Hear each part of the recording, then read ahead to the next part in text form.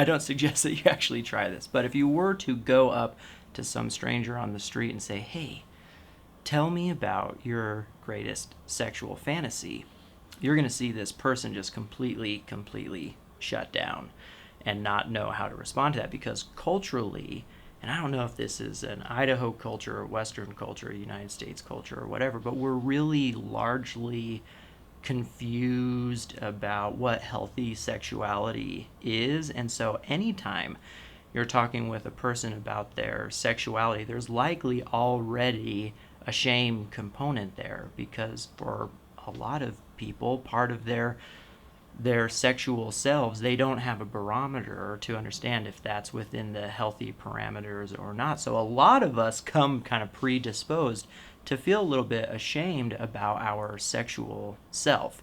So when you put sexuality and shame together, that's really when you start building a recipe for sex addiction. Because, like I talked about a second ago, what shame really does is causes a person to hide that shame, because shame is not a pleasant emotional experience. And so when we're feeling shame, we're going to seek to create as much distance between us and shame as possible. So that's really probably going to involve hiding those things of which we are ashamed of. So the thing with sex addiction is that, again, it oftentimes has a history of early childhood trauma or attachment injuries. And so when I'm talking about attachment injuries, I'm talking about the types of relationship bonds that are created between children and their primary caregivers, i.e. mom and dad, or grandma and grandpa, whoever is kind of their primary caregiver. As human beings, we create these really intense attachment bonds. And when those attachment bonds are injured, and when we experience trauma, we're really emotionally dysregulated. And so again, dopamine on the brain does a pretty helpful job of regulating emotions and regulating affect. That, when it's, whether it's sadness or whether it's hurt or whether it's fear or whether it's loneliness or whether it's, whatever that shame, whatever the emotional experience is, you put a little bit of dopamine on the brain and it's going to quiet that right down.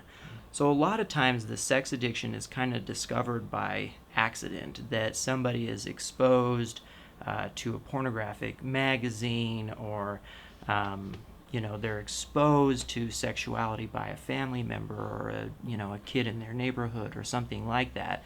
And because they're a human being with a human body and a human brain, that exposure to that sexually charged material or that sexually charged experience is going to put some dopamine on the brain, which might quiet down whatever internal struggle that person is dealing with.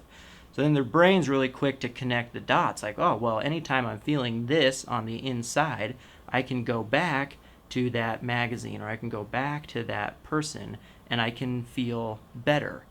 But they really only feel better for a time, because once the dopamine wears off of their brain, they're now faced with the shame of the thing that they did, which is oftentimes culturally unacceptable. So especially when you have people who grow up in a really rigid household where there's really strict rules on sexuality and morality, and there's a real high shame component in the way that children are disciplined, and so they kind of come predisposed to have a heightened shame response.